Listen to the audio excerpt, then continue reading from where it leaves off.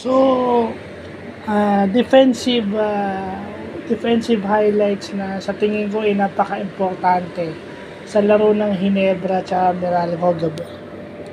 So, okay. Yung deflection ni Jody Vance sa isang pasa, yun ang dapat tinuturo sa mga player na ang deflection o pagtapik sa bola ay hindi dapat pinipilit.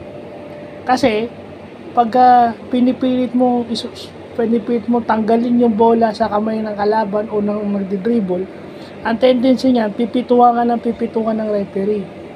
Importante sa basketball ang paggamit ng fouls wisely. So yun yung nagagawa ng mga experienced players na kagaya ni Jody Vance. Actually, yung depensa nga niya dun sa drive ni Chris Newsome, that shows you good defense. Yung nadadala niya kahit na medyo may edad na siya, yung defensive smarts. At saka yung making the right play and making shots when it counts. Yung mga ganyan. Yung ginawa ni Brownlee over kay Durham, dinipensahan niya.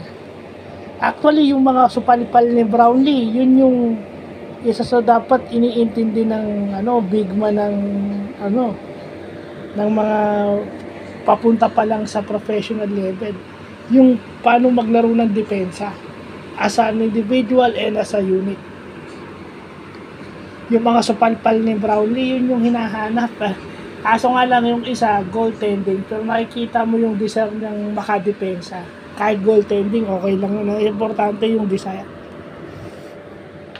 Kasi nung naupo si Japet, Brownlee becomes the center. So, offensively, lahat yon threat. Including Brownlee who's playing center already. Small ball yon pero lahat yon threat. At ang maganda ron, stretch na yung depensa because Brownlee can hit outside shots. Hindi lang siya yung one-dimensional na sa loob lang titira, hindi. Meron siyang 3-point shot, meron siyang 4-point shot. Kasi napansin ko lang, yung especially sa Baste, hindi naman sa inaano ko yung kanilang pero mahirap dumiin sa depensa na kamay ang ginagamit. Deflection should be used wisely, fouling should be used wisely. Kasi you foul an opponent to stop the opponent from scoring. Kaso lang kasi minsan talagang magaling lang yung player, kahit pinaul mo na ng maayos, nasushoot pa rin yung bola.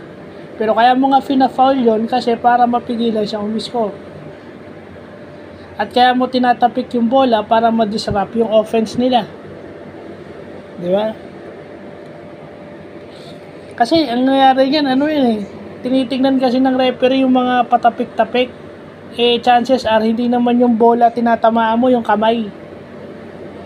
Sa anggulo ng referee, yung kamay na tinatamaan mo imbis na yung bola. Diba sinasabi ni MJ, ang pagtapik sa bola pa ilalim, hindi pa ibabaw. Kung ipopoke mo yung bola, pa ilalim ka, hindi pa sa kamay. Kasi pag ganyan, foul yun.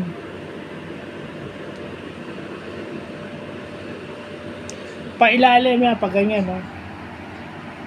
Pag ganun, hindi pa ganyan, hindi pa hampas sa ganyan, pag ganyan parati. Di ba? At saka yung deflection o yung steal, kinukuha lang pag naka-expose yung bola. Pero yun nga, kailangan mag-ingat kasi pag naka-expose yung bola, minsan kamay ang tatamaan mo, hindi bola. So, yun lang po.